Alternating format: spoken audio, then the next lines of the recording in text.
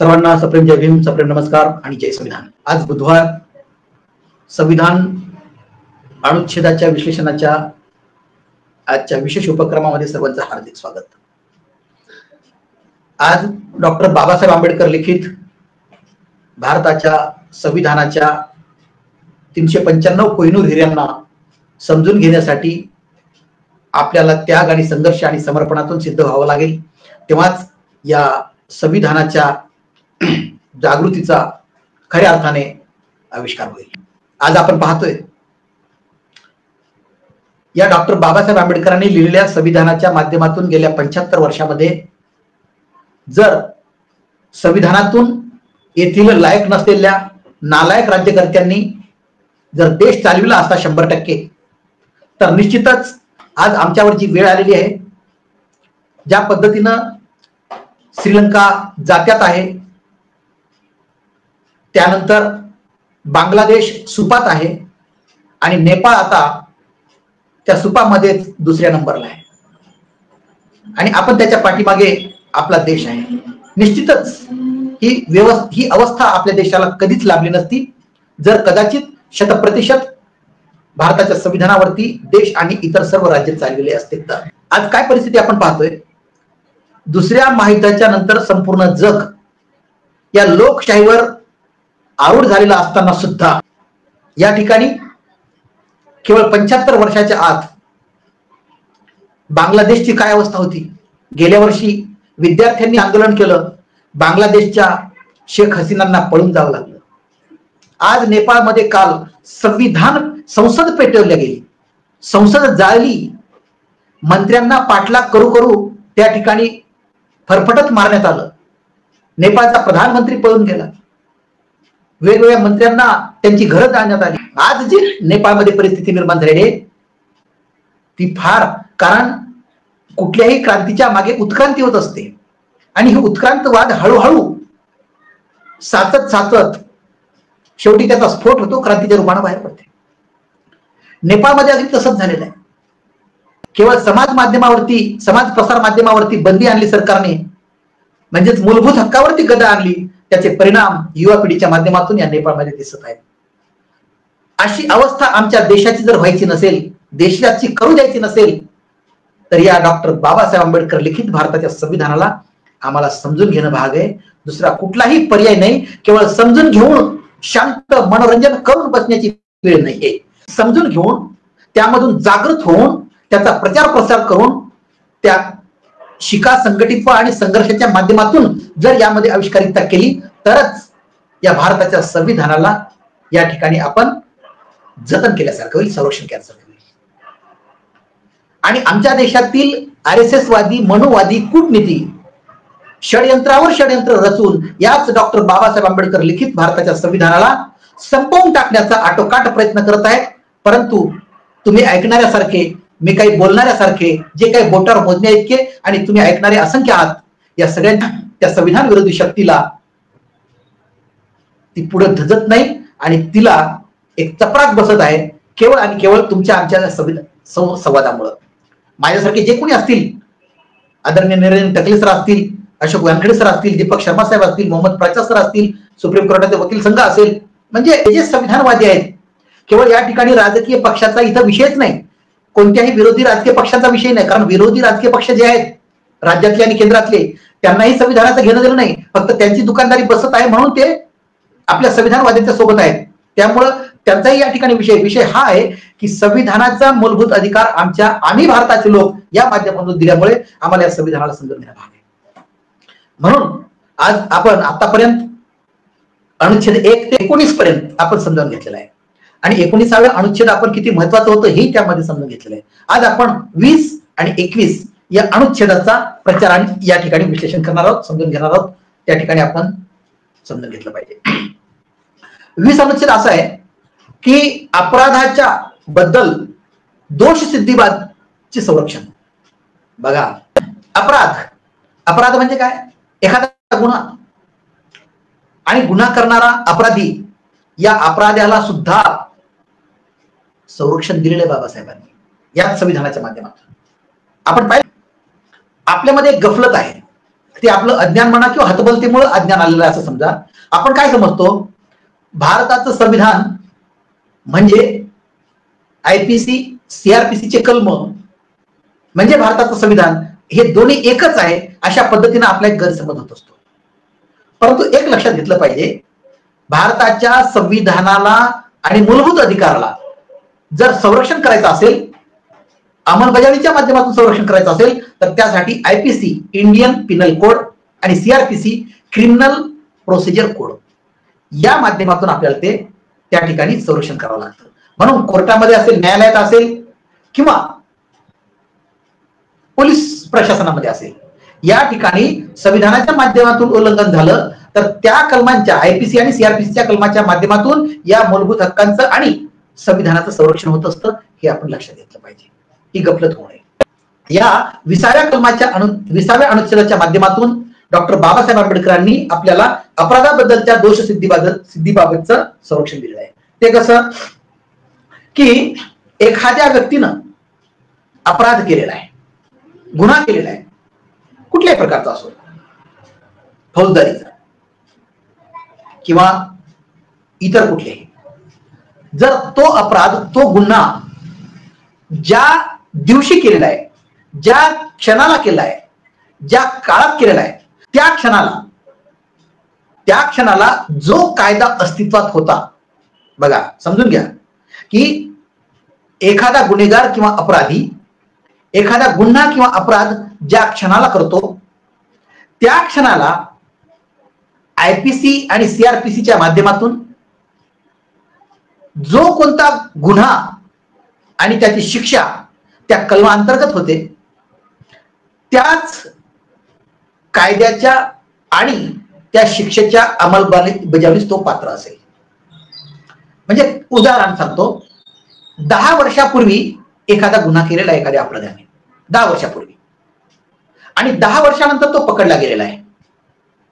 मग त्यावेळेस 10 वर्षापूर्वी जो गुन्हा केलेला आहे आणि त्या गुन्ह्यासाठी 10 वर्षापूर्वी जी शिक्षा होती आणि 10 वर्षानंतर त्या कायद्याची विनियमन होऊन किंवा सुधारणा होऊन दुसरी जर समजा त्या ठिकाणी कायदा बदललेला असेल, तर आज जर त्याला शिक्षा करायची असेल तर 10 वर्षापूर्वी जो कायदा होता, ज्या कायद्याचं त्यानं उल्लंघन केलेलं आहे आणि त्याच कायद्याला जी शिक्षा त्या ठिकाणी सांगितली होती, तीच शिक्षा आज 10 वर्षानंतर सुद्धा कायम असेल. नवीन कायद्यानुसार नवीन शिक्षेची अंमलबजावणी होऊ शकणार नाही, हे या ठिकाणी सांगण्यासाठी आवश्यक आहे.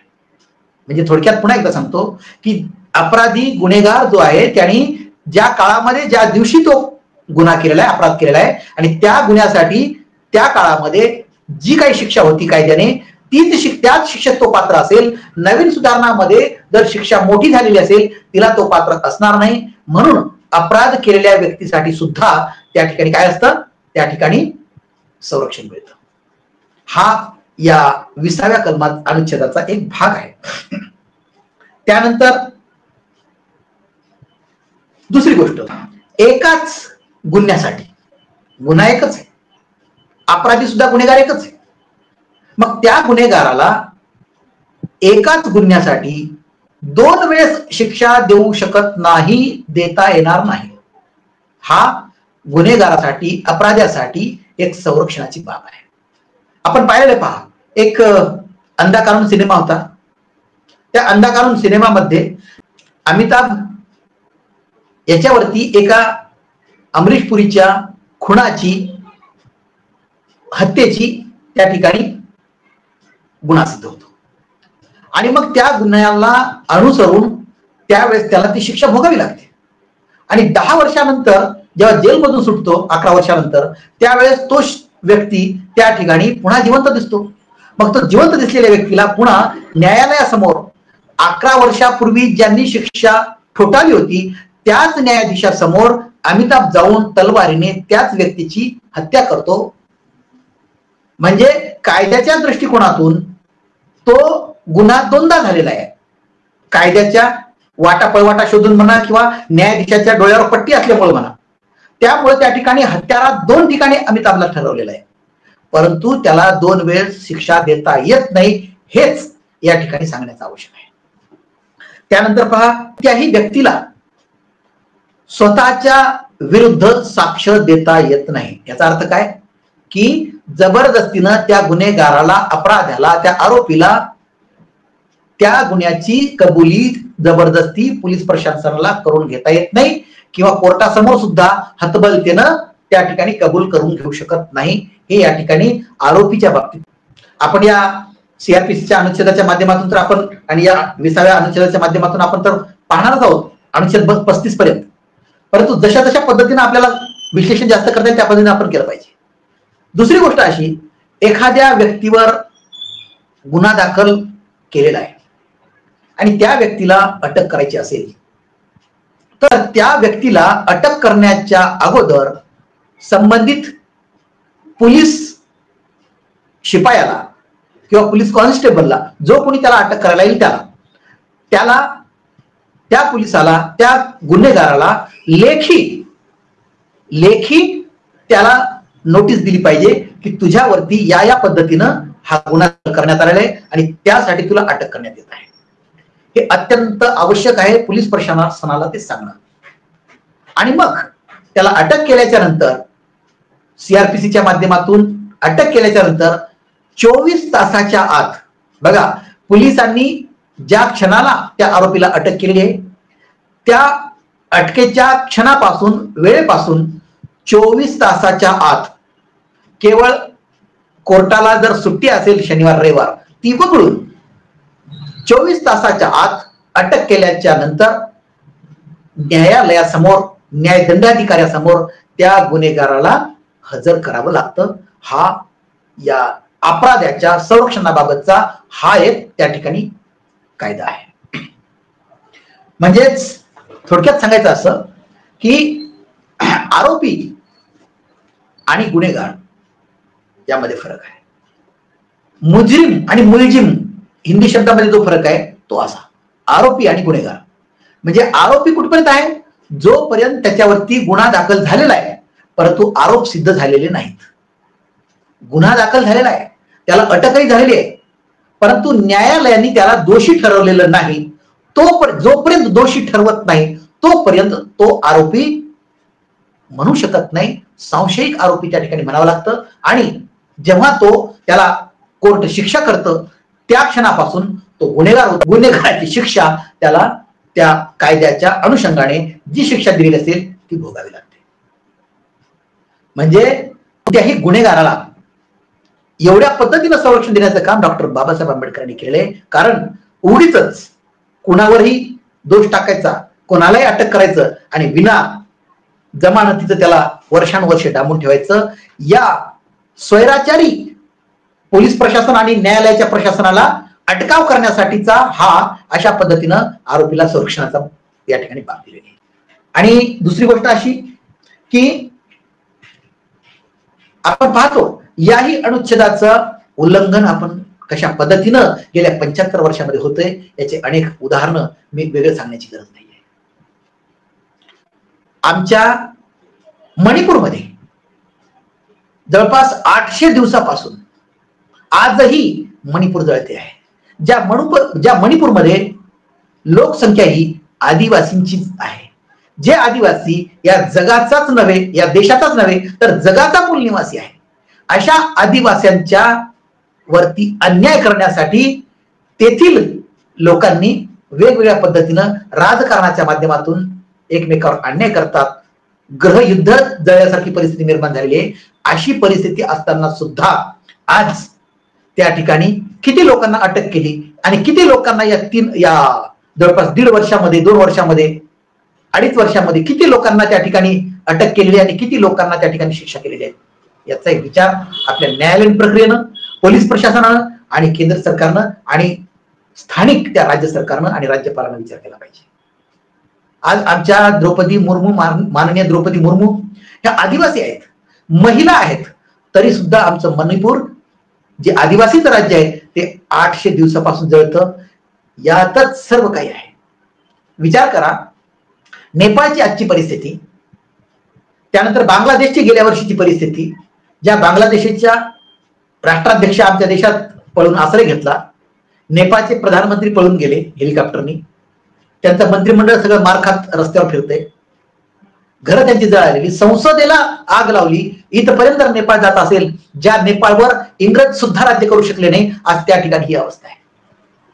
याचा अर्थ देशाच्या भोवताल अफगाणिस्तान असो, श्रीलंका असो, पाकिस्तान असो, बांगलादेश असो आणि हे नेपाळ असो, चारही बाजूनं हे देश पेटलेले असताना आम्ही शांत कशी राहू शकतो? आमच्या शांत राहण्याच्या मध्ये ताकद एकच आहे, ती डॉक्टर बाबासाहेब आंबेडकरांनी लिहिलेल्या संविधानाचीच ताकद आहे. म्हणून आम्ही शांत आहोत आणि या संविधानाला तथागत भगवान बुद्धाच्या उत्क्रांतवादाच्या माध्यमातून आलेली शांतीची आवश्यकता आहे, म्हणून या ठिकाणी आम्ही शांत आहोत. परंतु तरी सुद्धा या सहनशीलतेला अंत असतो. अशा पद्धतीने या 20 अनुच्छेदाच्या माध्यमातून आमच्या देशातल्या केंद्र आणि राज्य सरकारांनी उल्लंघन केल्यामुळं आज आमचे मूलभूत अधिकार सुद्धा या ठिकाणी हिरावून गेलेले आहेत. आमचे अनेक जेलमध्ये, अनेक न्यायालयाच्या आदेशामुळं, अनेक पोलीस प्रशासनाच्या अन्यायामुळं आमच्या अपराध्यांना, जरी ते अपराधी नसले तरी त्यांना जबरदस्तीनं अपराधी करून या कोर्टाने न्याय न देता निकाल दिले आणि पैसेवाल्याच्या बाजूने निकाल देऊन यांनी बहुसंख्याकांच्या माध्यमातून अल्पसंख्याकावर अन्याय करून या ठिकाणी कोर्टामध्ये जेलमध्ये सडणारे लोक या ठिकाणी विनाकारण या ठिकाणी जेलमध्ये त्यांना तुरुंगवास भोगावला तयार. अशी कितीतरी उदाहरणं आहेत. परंतु या 20व्या अनुच्छेदाचं उल्लंघन झाल्यामुळेच ही सगळी परिस्थिती निर्माण झालेली आहे. त्यानंतर 21वां अनुच्छेद, 20व्या अनुच्छेदामधून आपण पाहिलेलं आहे सविस्तरपणे, त्यात काही विश्लेषण वेगळं करण्याची गरज नाही. आता आपण 21वां अनुच्छेद पाहूया. जीवित व व्यक्तिगत स्वातंत्र्य यांचे संरक्षण. जीवित आणि व्यक्तिगत स्वातंत्र्य यांचं संरक्षण पहा, फक्त 5 ते 6 शब्दांचं हे अनुच्छेद आहे. काय? जीवित आणि व्यक्तिगत स्वातंत्र्याचं संरक्षण. परंतु यामध्ये फार मोठा गहन अर्थ दडलेला आहे. जीवित म्हणजे जिवंत राहण्याचं, आणि प्रत्येक व्यक्तीचं वैयक्तिक, व्यक्तिगत, पर्सनल, केवळ जिवंतच राहण्याचं नाही तर त्याला मिळालेल्या स्वातंत्र्याचं संरक्षण सुद्धा करण्याचा अधिकार या अनुच्छेदाच्या माध्यमातून दिलेला आहे. आज आपण पाहतो की आमचं व्यक्तिगत स्वातंत्र्य आम्ही आहोत का? आज महाराष्ट्र शासनाने आणि विशेषतः महाराष्ट्र विधानसभेने जनसुरक्षा कायदा पारित केला. या संविधानाच्या अनुच्छेद 12 ते 32 किंवा 35, 23 अनुच्छेदाच्या माध्यमातून प्रत्येक अनुच्छेदातून आज आपण हे 20वां पाहतोय, 21वां पाहतोय, 35 पर्यंत जाणार आहोत. या अनुच्छेद 12 ते 35च्या या 23 अनुच्छेदाच्या माध्यमातून एक सुद्धा अनुच्छेद असा नाही की ज्यामध्ये उणीव आहे आणि त्या उणीवेमुळं हे जनसुरक्षा कायदा या महाराष्ट्राच्या विधानसभेला पारित करावा लागला. अजिबात आवश्यकता नाही, गरजच नाहीये. कितीही प्रकारचा व्यक्ती गुन्हेगार असू द्या, व्यक्ती समूह गुन्हेगार असू द्या, एखादा कॉर्पोरेट मंडळ गुन्हेगार असू द्या, कुणीही असू द्या, कितीही मोठा असू द्या, किती लहानातला लहान असू द्या, तो आदिवासी असू द्या, तो कुठल्याही संघटनेचा असू द्या, कुठल्याही पक्षाचा असू द्या, कुठलाही व्यक्ती आणि व्यक्ती समूह लिंगाच्या, जातीच्या, वर्णाच्या, भेदाच्या भिंती भेदून कुणीही असू, कुणीही कुठल्याही प्रकारचा गुन्हा करूच शकत नाही, अशा पद्धतीचं या संविधानाच्या माध्यमातून संरक्षण बाबासाहेबांनी दिलेलं आहे. मग या जनसुरक्षा नवीन कायद्याची काय आवश्यकता होती? कशासाठी? या कूटनीतीच्या, मनुवाद्यांच्या, मनुस्मृतीच्या विकृत मेंदूच्या, मनुवाद्यांच्या विकृत मेंदूतून या संविधानाला बाजूला ठेवण्याचं जे षडयंत्र चालू आहे, त्या विकृत मेंदूमधून या जनसुरक्षा कायद्याची मंजुरी या ठिकाणी विधानसभेतून करण्यात आलेली आहे. एवढंच काय, ज्या डॉक्टर बाबासाहेब आंबेडकरांनी मजूर मंत्री असताना मजुरांसाठी 20-20 तास आणि हे सरकार 8 तासाचे कायदे पुन्हा 12 तासावर घेऊन चालले. कशासाठी हो? कशासाठी? कोणती अडचण पडली तुम्हाला? आणि या ज्या काही मजुरांचं संरक्षण करण्यासाठी जो काही कामगारांचा कायदा आहे, या कायद्यामध्ये अंमलबजावणी करण्याची काय गरज होती की 8 तासाचे 12 तास करण्याची? त्याच्यावरही आम्ही रस्त्यावर उतरणार आहोत. एकही बघून घ्या, एकही उणीव किंवा त्रुटी या डॉक्टर बाबासाहेब आंबेडकरांनी लिहिलेल्या संविधानामध्ये कधीच नव्हती, कधीच राहणार नाही आणि कधीच नाही. परंतु तुम्ही म्हणजे मनुवादी, मनुस्मृतीच्या विकृत डोक्यातून निघालेले RSS वादी, तुम्ही तुमच्या विकृत मेंदूच्या माध्यमातून उणीव शोधण्याचा प्रयत्न करता, सूक्ष्मदर्शक यंत्राच्या माध्यमातून यामधून उणीवा शोधण्याचा प्रयत्न करता, तरी तुम्हाला सापडत नाही. केवळ आणि केवळ 368 डॉक्टर बाबासाहेब आंबेडकरांनी लिहिलेल्या 368 अनुच्छेदाच्या माध्यमातून घटना दुरुस्तीचा जो अधिकार प्रदान करण्यात आलेला आहे, त्याचं वाटा शोधून तुम्ही या जनसुरक्षा कायद्याची आणि इतर प्रकारच्या कायद्याची निर्मिती करण्याचं काम तुम्ही करता. अनेक प्रकारच्या घटना दुरुस्त्या 130व्या पर्यंत करण्याची तुमची मजल गेलेली आहे. याचा अर्थ हे मानवतावादी, निसर्ग नियमाला अनुसरून असलेलं, मानवतावादाला अनुसरून असलेलं, विज्ञानवादाला, विवेकवादाला अनुसरून असलेलं भारताचं संविधान डॉक्टर बाबासाहेब आंबेडकरांनी लिहिलेलं, हे तुमच्या डोळ्यामध्ये खुपतंय, हे तुम्हाला बोचतंय. त्या जे माजी उपराष्ट्रपती होते धनखड साहेब, त्यांनी म्हटलं होतं की समाजवाद आणि धर्मनिरपेक्षता हे 2 शब्द मला माझ्या काळजाला रात्री स्वप्नात येऊन खुपतात. ही तुमची मनवादी विकृती आहे. तुम्हाला माणुसकीचा मानवता धर्म नकोय हे या ठिकाणी सिद्ध होतंय. आणि त्यासाठीच तुम्ही कितीही प्रयत्न करा, आम्ही संविधानवादी, आम्ही डॉक्टर बाबासाहेब आंबेडकरवादी, आम्ही तुमचे हे षडयंत्र कधीही खपवून घेणार नाही, खपवू देणार नाही. आणि त्यासाठी आम्ही रस्त्यावर उतरू, परंतु तुमच्या विकृत मेंदूला जगाच्या विषयावर टांगल्याशिवाय राहणार नाही. आणि हे जे 21व्या अनुच्छेदाच्या माध्यमातून जीवित आणि व्यक्तिगत स्वातंत्र्य करण्याचं जे काही स्वातंत्र्य आहे, यासाठी तुम्हाला आमचं जे काही स्वातंत्र्य आहे, आमचं स्वातंत्र्य महत्वाचं आहे, त्याचं संरक्षण करणं तुम्हाला महत्वाचं आहे, व्यक्तीचं आणि व्यक्ती समूहांचं. तुमच्या विकासाच्या नावाखाली आमचं संरक्षण तुम्ही हिरावून घेऊ शकत नाही. तुमचा जर विकास होत असेल, एखादे जंगल पाडून, जंगल नष्ट करून त्या ठिकाणी सोलार प्लॅन्ट निर्माण करायचा असेल, ते कधीही खपवून घेतले जाणार नाही. कारण निसर्गाची जी काही अवस्था आहे, जंगल तोड ही अजिबात करता येणार नाही. जंगल तोड करून त्या ठिकाणी सोलार प्लॅन्टची निर्मिती करता येणार नाही कुठल्याही भांडवलदारांना, परंतु ते तुम्ही करताय. म्हणजे याचा अर्थ या 21व्या अनुच्छेदाचं तुम्ही उल्लंघन करता हे सिद्ध होतंय. आरो प्लॅन्ट मुंबईचा, त्या ठिकाणी जंगल नष्ट करण्याचं तुम्ही षडयंत्र उद्धव ठाकरे साहेबांनी त्या ठिकाणी मुख्यमंत्री असताना त्या ठिकाणी रद्द केलं, परंतु तुम्ही ईव्हीएम मुख्यमंत्री फडणवीस साहेबांनी पुन्हा ते चालू केलेलं आहे. याचा अर्थ काय की तुम्हाला या 21 अनुच्छेदाचं उल्लंघन करायचंय, पण ते आम्ही खपवून घेतलं जाणार नाही. त्याचप्रमाणे विचार करा, जेव्हा 1984ला भोपाळ वायू दुर्घटना घडली आणि त्यामध्ये एका रात्रीतून 2000 लोक एका रात्रीतून संपले, हजारो लोक कायमची जायबंदी झाली. त्या अमेरिकेचा जो कंपनीचा अध्यक्ष होता अँडरसन, आणि ज्या कंपनीमधून याची वायूगळती झाली, त्या मालकाला आणि त्या प्रशासन व्यवस्थेला याच तत्कालीन मुख्यमंत्री असलेले अर्जुन सिंग यांनी त्या अँडरसनला देशातून पळवून लावलं. कुठल्या माध्यमातून पळवून लावलं त्यांनाच माहित, परंतु पळवून लावलं आणि 32 वर्ष ही केस चालली आणि 32 वर्षानंतर निकाल लागला. न्याय नव्हे, निकाल मिळाला सर्वोच्च न्यायालयातून. त्या ठिकाणी आर्थिक मदत द्यावी आणि हे प्रकरण संपून टाकावं.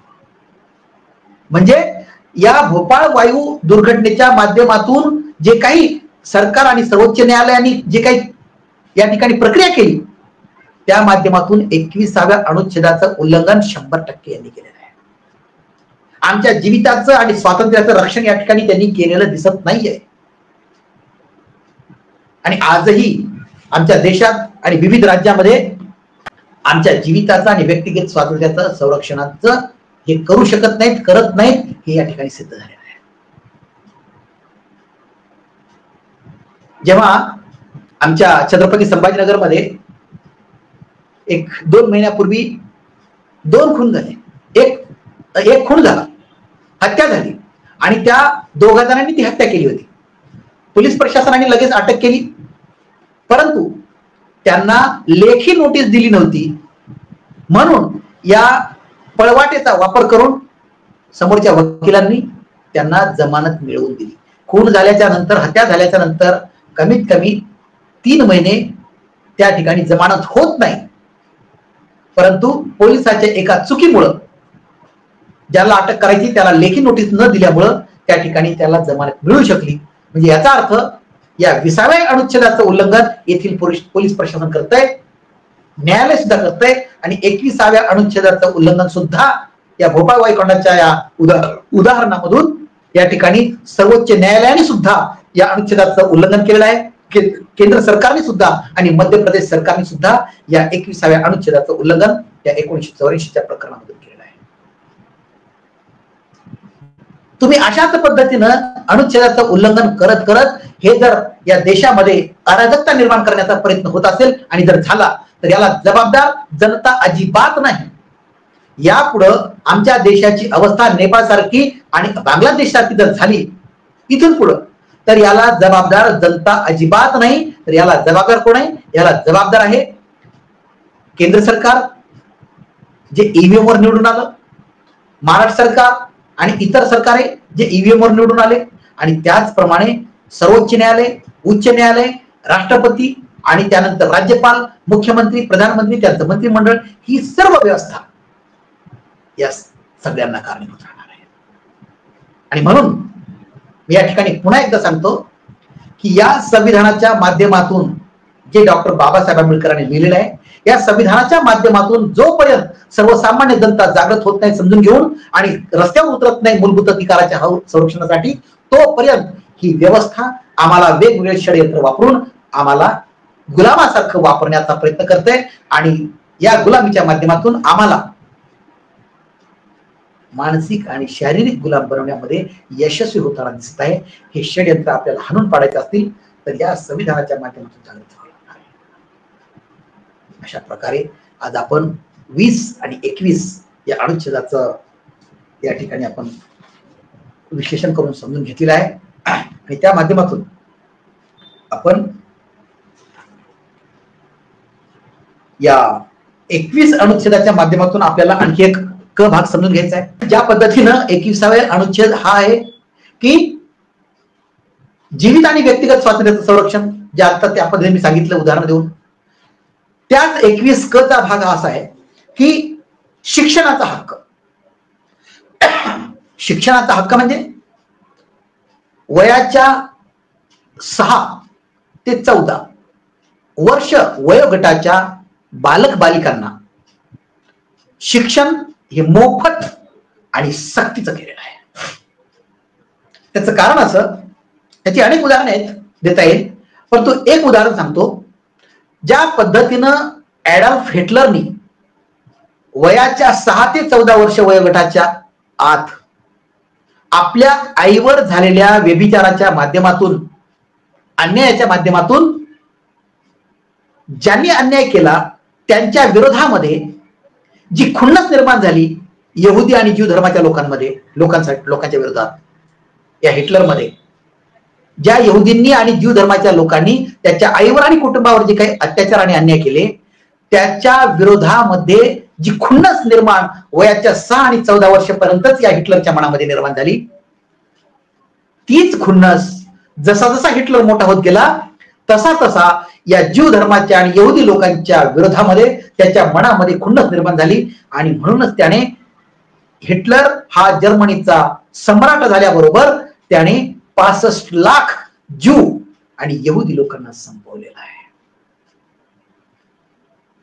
म्हणजेच याचा अर्थच हा आहे की वयाच्या 6 आणि 14 वर्ष वयोगटाच्या बालकाच्या मनामध्ये जर आम्ही चांगले संस्कार पेरलो, विज्ञानवादाचं प्रथम पायरी आम्ही त्याच्यामध्ये पेरलो, विवेकवादाची, मानवतावादाची संस्कार आम्ही त्याच्यामध्ये केलो तर निश्चित त्या बालकामध्ये जीवनाच्या शेवटच्या श्वासापर्यंत ते संस्कार टिकाऊ असतात आणि त्यासाठीच तो जगणारा असतो.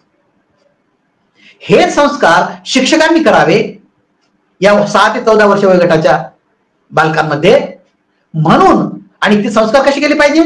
त्या शिक्षकांनी केवळ बोलून संस्कार करायचे नाहीत, अभ्यासक्रम तर शिकवायचाच, परंतु अभ्यासक्रमाच्या व्यतिरिक्त जे संस्कार नैतिकता करावी लागते तर ती नैतिकता त्या शिक्षकांमध्ये स्वतः ओतप्रोत भरलेली असली पाहिजे आचरणाच्या माध्यमातून.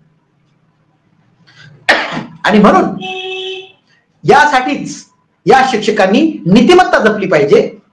आज आम्हाला, मी जेव्हा पहिली दुसरीला होतो, माझ्या वयाचे जे कोणी पहिली दुसरीला असतील त्यावेळेस आपल्याला शिकवण्यासाठी गुरुजी राहायचे, सर नव्हते, गुरुजी राहायचे. ते गुरुजी धोत्रातल्या पेशावरचे असतील, पेशातले असतील, पायजमा पांढरा घालणारे असतील, ते गुरुजी स्वतःच्या आचरणातून सिद्ध झालेल्या संस्काराच्या अनुभवातून संस्कार आम्हाला शिकवायचे आणि नंतर अभ्यासक्रम शिकवायचे.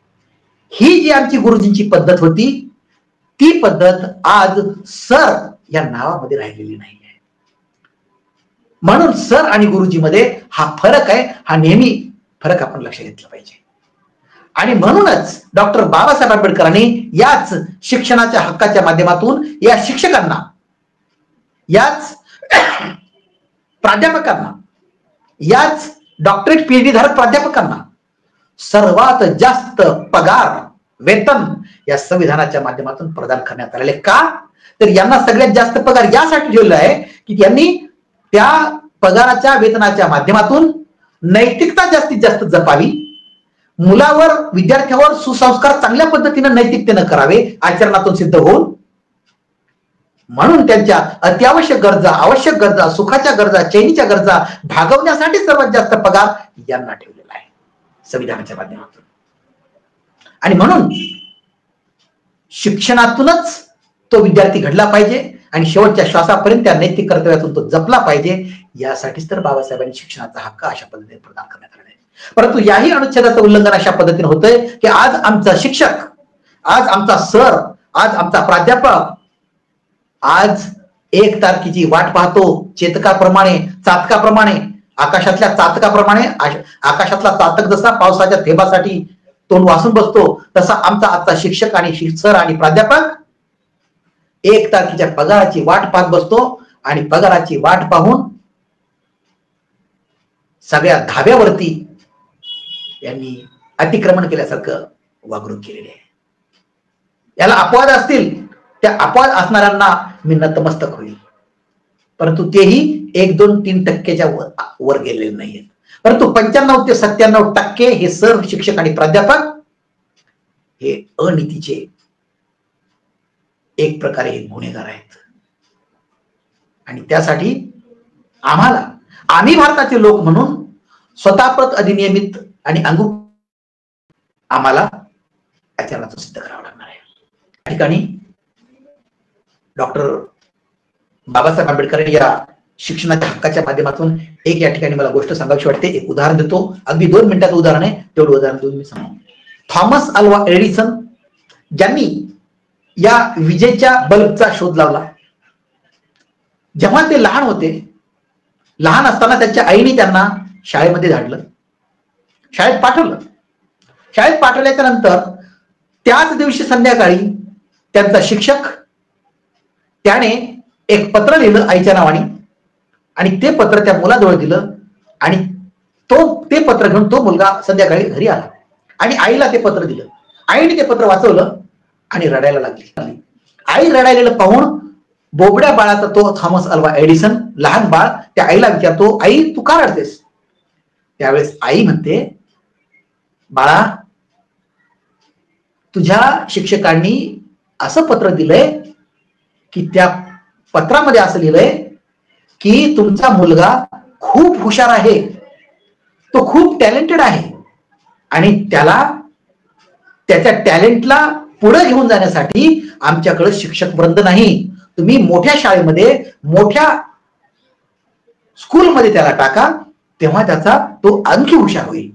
अशा पद्धतीनं त्याच्या आईनं त्या पत्रात लिहिलेला मजकूर वाचून दाखवला आणि मग त्या मुलाला वाटलं की मी या शाळेतल्या विद्यार्थ्यांपेक्षा खूप हुशार आहे, मला मोठी शाळा पाहिजे, मोठ्या स्कूलमध्ये जायचंय. या आत्मविश्वासापोटी त्याच्या आईनं शाळा बदलली आणि दुसऱ्या शाळेत टाकलं. आणि त्या शाळेत टाकल्याच्या नंतर मग school, primary school, high school, college असं करत करत थॉमस अल्वा एडिसन मग एक मोठे शास्त्रज्ञ झाले. वेगवेगळ्या प्रकारचे त्यांनी शोध लावले आणि मग काही वर्षांनी त्यांची आई म्हातारी होऊन वारली. जवळपास 75 वर्ष वय झालेलं होतं थॉमस अल्वा एडिसन शास्त्रज्ञांचं साहेबांचं. आणि एक दिवस असंच आपल्या लायब्ररीमध्ये बसलेले असताना त्या ठिकाणी थॉमस अल्वा एडिसन साहेबांनी आपल्या जुन्या कपाटातील सर्व पुस्तकं चाळत असताना एक चिठ्ठी, एक पत्र त्या ठिकाणी खाली पडलं. आणि मग एडिसन साहेबांनी ते पत्र घेतलं आणि वाचून दाखवलं. त्या पत्रात मजकूर लिहिलेला होता. ते पत्र होतं लहानपणी शाळा मास्तरांनी लिहिलेलं पत्र त्याच्या आईला. ते पत्र होतं. ते पत्र त्यांनी वाचून बघितलं. त्या पत्रात लिहिलं होतं की तुमचा मुलगा अगदी ढ आहे, त्याला आम्ही शिकवू शकत नाही आणि त्याला या शाळेतून काढून टाकण्यात येत आहे आणि हा त्याचा दाखला देण्यात येत आहे. असं जेव्हा थॉमस अल्वा एडिसन साहेबांनी शास्त्रज्ञ झाल्याच्या नंतर ते पत्र वाचलं, अक्षरशः दोन्ही डोळ्यातून त्यांच्या गालावरून आसू वगळत होती.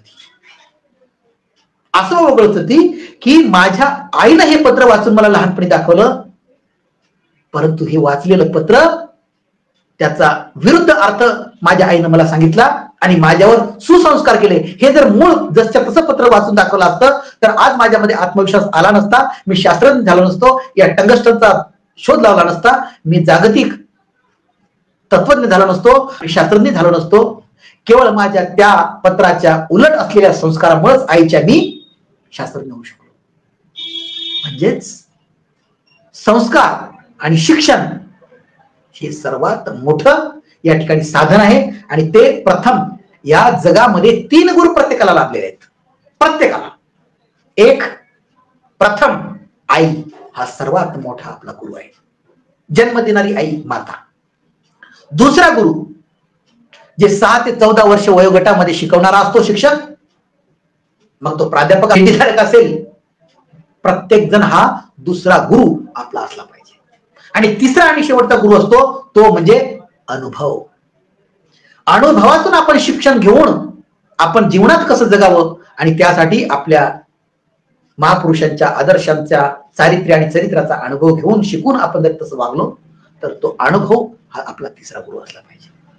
अशा पद्धतीनं या संविधान विश्लेषणाच्या उपक्रमाच्या माध्यमातून या शिक्षणाचा हक्क मोफत आणि सक्तीचा असलेला या ठिकाणी आपण समजावून घेतला.